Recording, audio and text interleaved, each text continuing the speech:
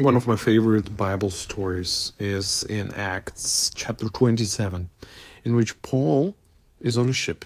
And the ship is in a terrible storm. And Paul gets up and says, God has shown me that no one on this ship will die, but we will lose the ship. We're going to be shipwrecked, but no one will lose their life.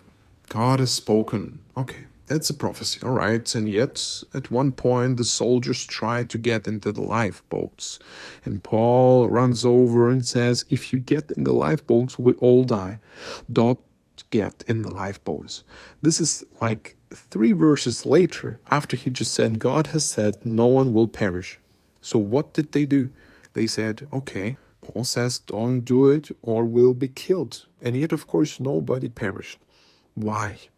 Because you see, God never fixes our fate despite our choices, but through our choices. Everything is part of His plan.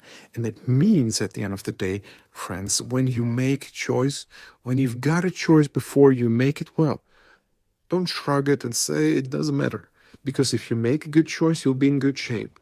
If you make a bad choice, all kinds of terrible consequences will happen. And yet, knowing that, on the other hand, the wonderful thing about this great doctrine is, and yet, you have to realize you cannot screw up your life past what God has in store for you. And He says His will for you is He loves you. You cannot do something and frustrate God. You see, God's never looking down at you and saying, oh my gosh, what did He do that for? Now, what am I going to do? I guess I could have him marry this girl instead, but boy, I don't know. You know, that's not the way God operates. You make a bad choice, you've made a bad choice. You make a bad choice, you do something stupid, you do something rash, you do something wicked, there will be consequences.